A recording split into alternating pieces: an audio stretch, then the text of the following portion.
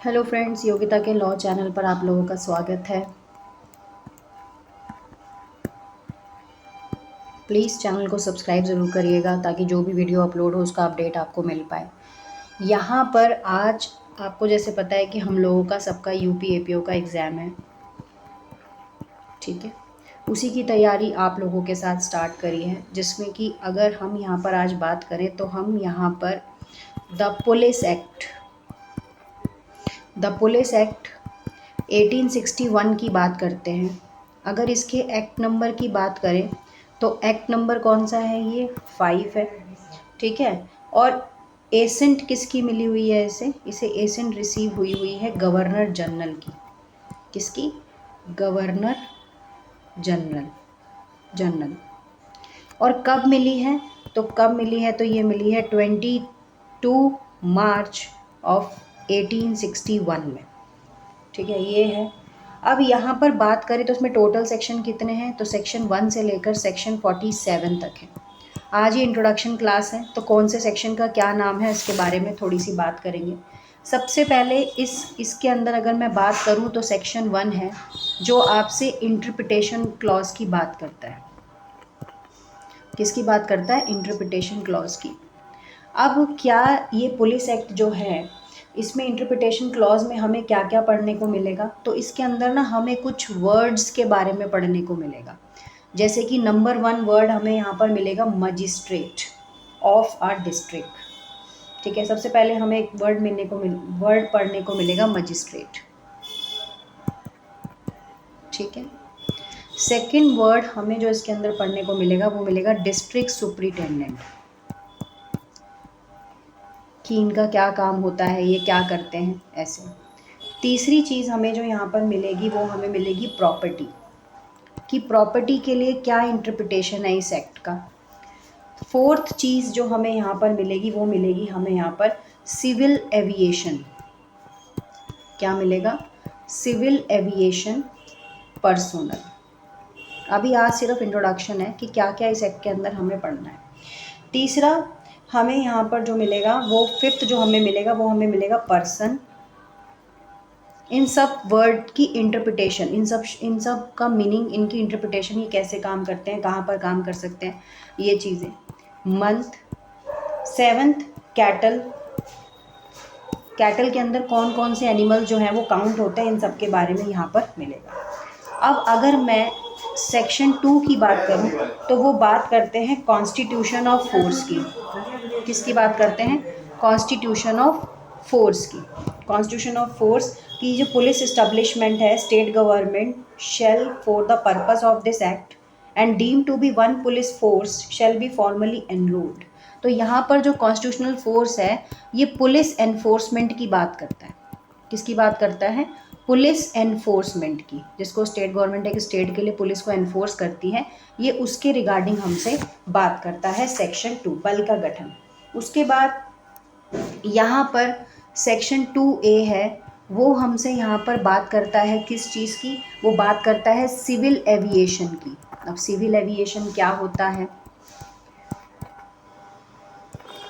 नागरिक उड्डयन कार्मिक पुलिस बल होती है ये सिविल एविएशन पर्सोनल, मतलब जहाँ पर सिविल सर्वेंट जो डिप्यूट किए जाते हैं टू द पुलिस फोर्स होती है, ये भी एक तरह से, ठीक है।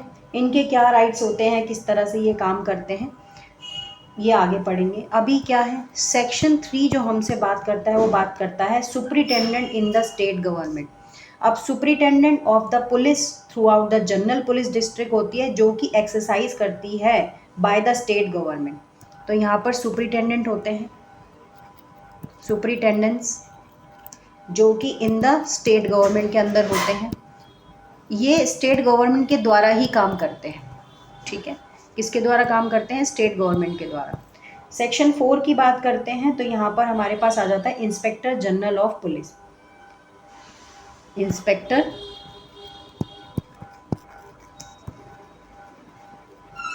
जनरल ऑफ पुलिस, इनका क्या काम है?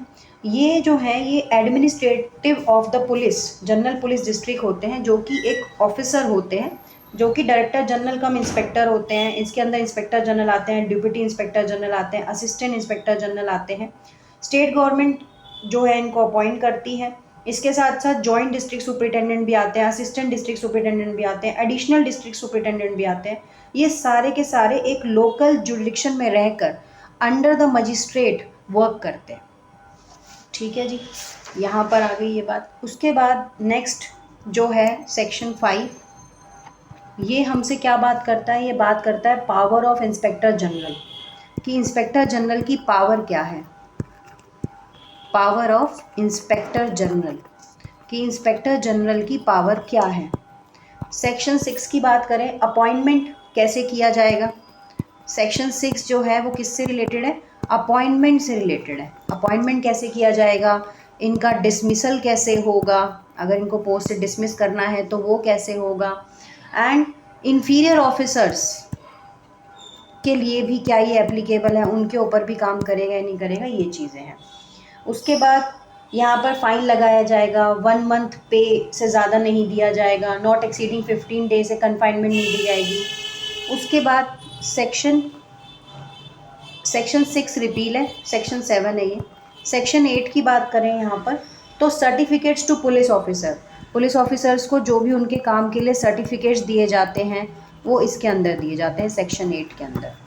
ठीक है, जो भी सर्टिफिकेट्स वगैरह मिलेंगे उनके काम के रिगार्डिंग, तो वो सेक्शन 8 में दिए जाते हैं। सरेंडर सर्टिफिकेट भी होता है इसके अंदर। एक सर्टिफिकेट और भी है, सरेंडर सर्टिफिकेट। अब ये क्या होता है? सरेंडर सर्टिफिकेट क्या होता है? ये person name into cease for any reason to be police officer, one his cease to be such officer, surrender by him to officer empower receive the same. मतलब इसके अंदर पावर को, फंक्शन को, privilege को सरेंडर करने की बात की गई है। डिसिप्लिन रिस्पॉन्सिबिलिटी ना लेना, तो उसको उसकी ड्यूटी से सस्पेंड कर दिया जाता है, तो वहाँ पर उससे जो भी चीज़ें ली जाती हैं उसको सरेंडर सर्टिफिकेट बोलते हैं। इसके बाद सेक्शन 8 की बात करते हैं। सेक्शन 8 क्या है? Enrolment of civil aviation personnel, कि किस तरह से जो भी मतलब यहाँ पर जो भी नागरिक उड्डयन कार्मिक होंगे, है ना, उनके एनरोलमेंट की बात की जाती है। Enrolment of civil aviation personnel. अब बात कर लेते हैं नेक्स्ट, फॉर्म ऑफ एनरोलमेंट भी होता है, लेकिन यहाँ पर एज सच कोई फॉर्म नंबर नहीं दिया है। ठीक है, उसके बाद सेक्शन 9 की अगर मैं बात करूं,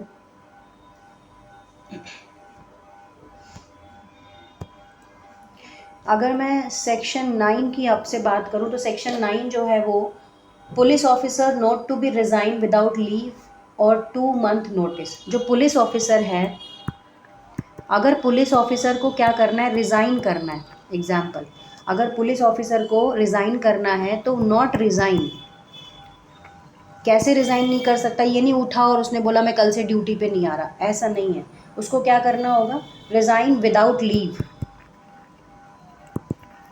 नहीं कर सकता बिना लीव के, मतलब जब तक किसी को इन्फॉर्मेशन नहीं देगा तब तक रिज़ाइन नहीं कर सकता, और कम से कम 2 महीने का नोटिस रिक्वायर्ड है।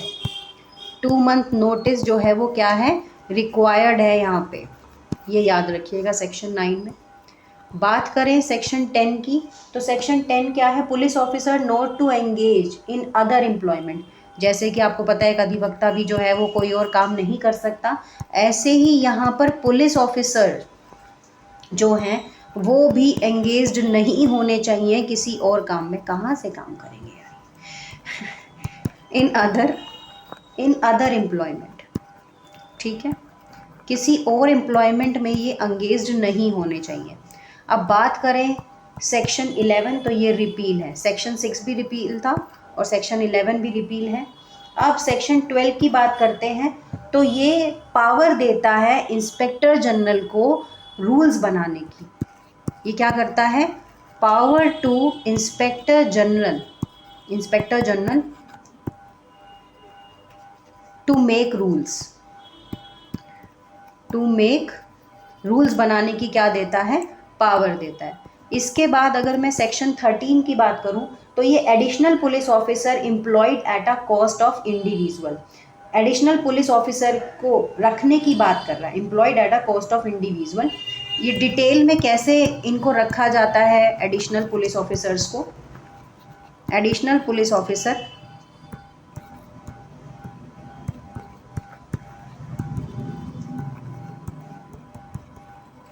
Additional police officer employed at cost of individual. Cost of individual का मतलब क्या है यहाँ पर कि उनको additionally force from expiration of such notice तक उनको रखा जाएगा, 1 मंथ नोटिस उनको राइटिंग में देना होगा, और उनको ड्यूटी पर रखा जाएगा तो उनको पे ऑफ कौन करेगा, क्या प्रोसीजर है, ये सब चीज़ें यहाँ पर एडिशनल पुलिस ऑफिसर जब एम्प्लॉय एज ए एम्प्लॉय रखे जाएंगे तो उनकी क्या ड्यूटी बनती है, इनके बारे में यहाँ पर बताया। उसके बाद सेक्शन 14 जो है वो बात करता है appointment of additional force in the neighbourhood of railway and other works. अगर यहाँ पर अपॉइंटमेंट हो रहा है, यहाँ पर अपॉइंटमेंट किसका हो रहा है, ऑफ एडिशनल फोर्स, कहाँ के लिए, additional force of railway and other कोई वर्क है तो वहाँ के लिए, अगर कोई दूसरा वर्क है और वहाँ पर अभी पुलिस वाले चाहिए और नहीं है तो वहाँ पर अपॉइंटमेंट होगा।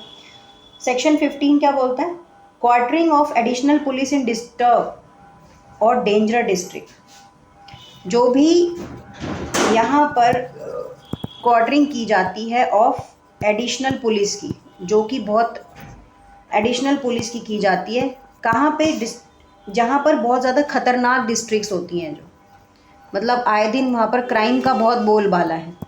अब तो खैर नहीं है, बट यूपी में तो अभी भी, अब तो काफ़ी सुधार है, लेकिन पहले था। ठीक है, 15A हमसे क्या बोलता है, अगर हम 15A की बात करें तो 15A हमें यहाँ पर इनको बताता है अवॉर्डिंग कंपनसेशन, जैसे कि to suffer from misconduct of inhabitants of person interest in a land 3 months from the date of injury, such shorter period में भी प्रिस्क्राइब। बहुत शॉर्टर पीरियड, अगर मान लो कि इनको कुछ हो गया या कोई इंजरी हो गई तो वहाँ पर इनको अवॉर्डिंग कंपनसेशन देने की बात की जाती है, जैसे किसी को चोट लग गई, घटना हो गई, इस तरह से ऑन ड्यूटी। ठीक है, उसके बाद अगर सेक्शन 16 की बात करें तो वो recovery of money payable under section 13, 14, 15, 15A, disposal of same when recovered. तो ये क्या करता है, सेक्शन 16 रिकवरी ऑफ मनी की बात करता है। अब वो कौन सी मनी है, क्यों दे जा रही है, वो बात की बात है। अभी सेक्शन 17 की अगर यहाँ पर बात करें तो सेक्शन 17 क्या है, स्पेशल पुलिस ऑफिसर्स की बात करता है। अब स्पेशल पुलिस ऑफिसर्स कौन होते हैं, है ना, ये स्पेशल पुलिस ऑफिसर्स कौन होते हैं, क्यों अपॉइंट किए जाते हैं। Not below the rank of inspector नहीं होने चाहिए, ये एक चीज़ इसमें याद रखने वाली है कि not below the rank of inspector नहीं होने चाहिए।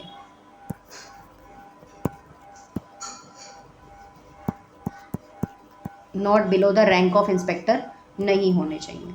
अब बात करें सेक्शन 18 की, तो अब स्पेशल पुलिस की पावर की बात करता है, power of special police officer SPO। Section 19 की अगर यहाँ पर मैं बात करूँ तो ये रिफ्यूज़ल की बात करता है to serve as special police officer. क्या रिफ्यूज़ल है, क्या निगलेक्शन है, कैसे, मतलब अगर मान लो कि वो किसी लॉ एंड ऑर्डर को ओबे नहीं करता जिस काम के लिए उसे रखा गया है, तो यहाँ पर रिफ्यूज़ल की बात आ जाती है, refusal of SPO special police officer. 19 हो गया। 20 की अगर यहाँ पर बात करें, सेक्शन 20, कल एक बार इन्हीं को हम दोबारा रिवाइज करेंगे कि इनके सब हेडिंग्स बोलती क्या है, अंदर क्या लिखा है वो बात तो फर्दर है, लेकिन ऊपर जो हेडिंग्स हैं उससे हमें कितना समझ आता है ये भी तो ज़रूरी है ना। Authority to be exercised, authority to be exercised by police officer, कि पुलिस ऑफिसर की जो अथॉरिटी है वो कैसे, मतलब जो अथॉरिटी है वो कैसे पुलिस ऑफिसर के द्वारा चलाई जाएगी, कैसे रन करेगा वो अपने डिपार्टमेंट को, किस तरह से काम कराएगा ये। तो ये थे सेक्शन 1 से लेकर 20। हम कल इनको एक बार दोबारा से रिवाइज़ करेंगे, ठीक है जी। तो ये basically section revision head notes की क्लास है। जो यहाँ पर हमने आज आपके सामने की है। अगर आपको लग रहा है कि हाँ इससे थोड़ी सी हेल्प आपकी हुई है तो चैनल को सब्सक्राइब ज़रूर कीजिएगा। Thank you.